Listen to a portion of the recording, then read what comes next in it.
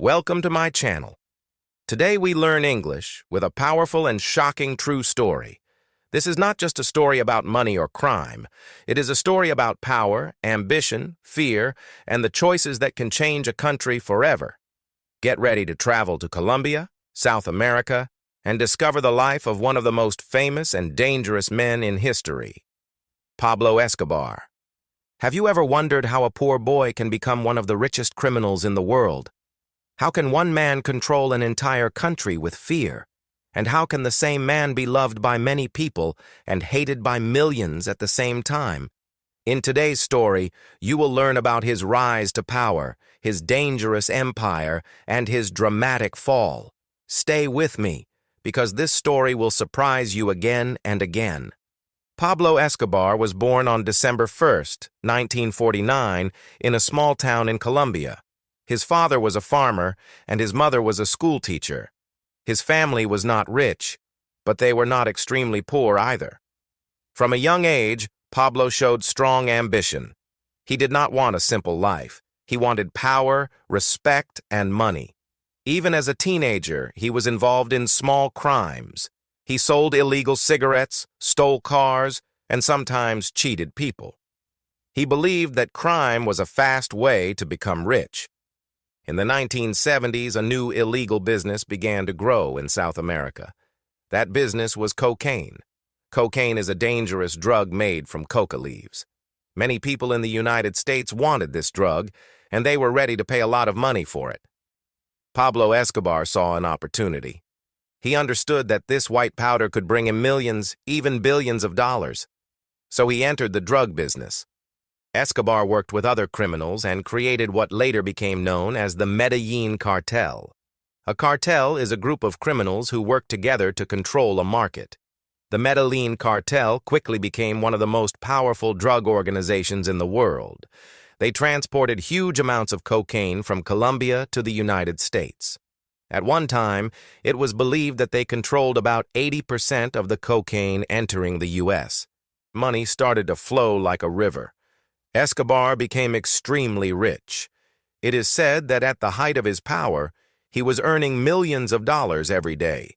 He bought big houses, expensive cars, private airplanes, and even built a private zoo with exotic animals like elephants and giraffes. His most famous house was called Hacienda Nápoles. It was not just a house, it was like a small city with lakes, gardens, and a huge mansion. But Pablo Escobar was not only a criminal, he also wanted to be seen as a hero. In poor neighborhoods of Medellin, he built houses for homeless people. He created football fields and helped families who had nothing. Because of this, many poor people loved him. They saw him as a man who cared about them. To them, he was like a modern Robin Hood, a criminal who helped the poor. However, behind this image was a very dark reality. Escobar was extremely violent. If someone stood against him, he did not forgive them. He used a strategy called plata o plomo, which means silver or lead. Silver meant money, a bribe. Lead meant bullets. In simple words, people had two choices: accept his money or die. Many police officers, judges, journalists, and politicians were killed because they refused to cooperate with him. In the 1980s, Colombia became one of the most dangerous countries in the world.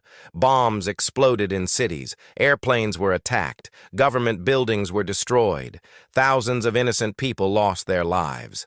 Escobar declared war against the Colombian government when they tried to stop him. He did not want to be sent to prison in the United States, so he used violence to protect himself. Surprisingly, in 1982, Pablo Escobar even became a member of the Colombian Congress. He entered politics because he wanted respect and legal power, but his criminal past was soon discovered, and he was forced to leave. This made him angry and more dangerous. He felt humiliated, and he responded with even more violence. As pressure increased, the Colombian government decided to fight back strongly. With help from the United States, they created special police forces to capture him. Escobar, however, was clever. In 1991, he made a surprising deal with the government. He agreed to go to prison, but only if he could build his own prison. The government accepted. This prison was called La Catedral, but it was not a normal prison. It looked more like a luxury hotel. Escobar had comfortable rooms, a football field, and even parties inside. He continued to run his drug business from there. When the government realized that he was still controlling his empire, they decided to move him to a real prison.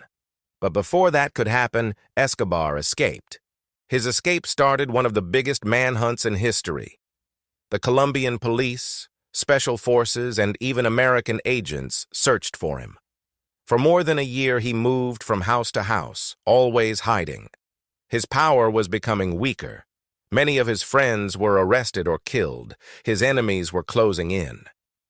Finally, on December 2nd, 1993, one day after his 44th birthday, Pablo Escobar was found in Medellin. Police discovered his location after tracking a phone call he made to his son. A shooting started on the rooftops of the city. In the end, Escobar was shot and killed. His body lay on a rooftop, and pictures of his death quickly spread around the world.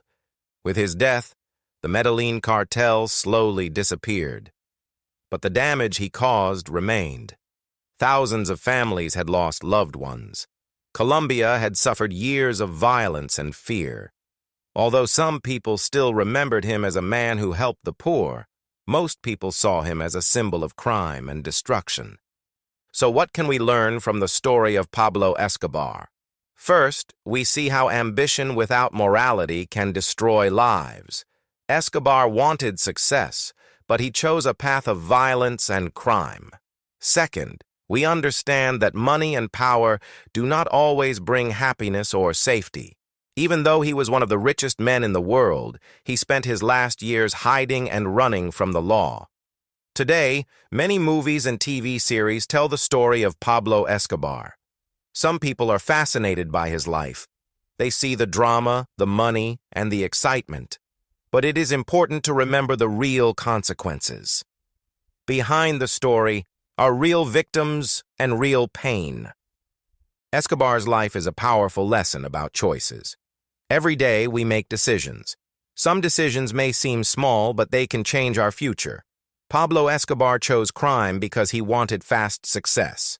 In the beginning, it seemed to work, but in the end, it destroyed him and hurt millions of others. For English learners, this story is also a lesson in vocabulary and history.